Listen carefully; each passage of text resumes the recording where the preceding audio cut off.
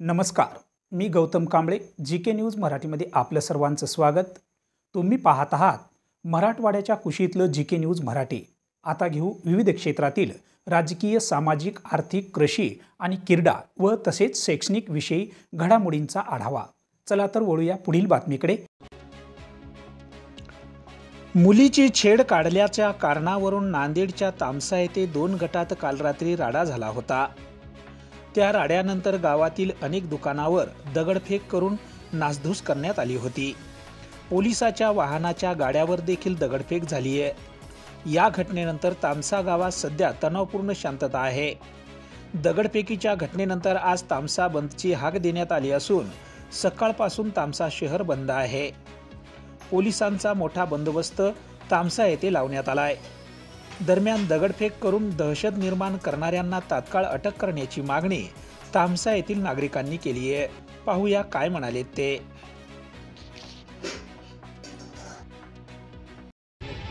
बारालिंगापासून याची सुरुवात झाली एका युवतीच्या छेडछाड प्रकरणापासून आणि त्या छेडछाड प्रकरणामध्ये असं सांगितलं मग आमच्या एका माणसाने सांगितलं की तुम्ही इथं देवा धर्माच्या ठिकाणी असं काही करू नका। त्याचा रोष ठेवून त्याला गावात घरी आल्यावर एकट्याला धरून एकट्याला गाठण्यात आलं आणि मग त्याच्यानंतर त्याला मारहाण करण्यात आली। तिथून या प्रकरणाची सुरुवात झाली आणि प्रकरण वाढत काल संध्याकाळी जेव्हा त्याच्या विरोधात गुन्हा दाखल करण्यासाठी सगळे बांधव आमचे या पोलीस स्टेशनला आले असता काही जण मध्ये होते, काही जण बाहेर होते, तर त्यांच्यावर बाजारातून पुन्हा दगडफेक करण्यात आली। त्या दगडफेकीचं प्रत्युत्तर देण्यासाठी काही जणांनी दगडफेक करावं लागली पोलीस स्टेशन पडून। पण आता हे सगळं प्रकरण त्या ठिणगी आहे ती बारालिंगाच्या देवस्थानाच्या या कार्यक्रमापासून सुरुवात झाली। काल झालेल्या प्रकरणाचं रात्री आरामदानं शांत झालं। रात्री दगडफेक केली सगळ्या मार्केटमध्ये, दुकानानं, गावानं, चौकात जाऊन दगडफेक केली त्यांनी।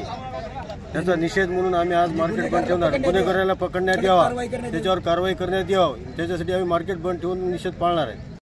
तामसा येथे काल काही अज्ञात म्हणजे जवळपास 25 ते 50 जण आम्ही तामसा पूर्ण मार्केट आणि जुन्या गावामध्ये दगडफेकीचं फेक करून भीतीचं वातावरण अजून दहशत निर्माण केली आहे। त्याच्या निषेधार्थ तामसा मार्केट पूर्ण कडकडीत बंद आहे आणि त्यांना लवकरात लवकर अटक करून योग्य कारवाई करण्यात यावी ही आम्ही निवेदन दिलेलं आहे पोलीस स्टेशनला। बारालिंगाची यात्रा होती, त्याच्यात काही मुलीची छेडछाड झाली। त्यानिमित्त रात्री आम्ही सगळं शांत होतं, पण रात्री नंतर 10च्या नंतर सगळं गोटेफेक झाली। व्यापाऱ्याच्या दुकानावर गोटे फेकून दिले, त्याचा परिणाम झाला। त्या निषेधात आम्ही आज तामसा बंद ठेवलं। गुन्हेगारावर कडक कारवाई करण्यात यावी। तुम्ही पाहत आहात महाराष्ट्राच्या कुशीतलं जीके न्यूज मराठी, सात जनतेची, भूमी महाराष्ट्राची।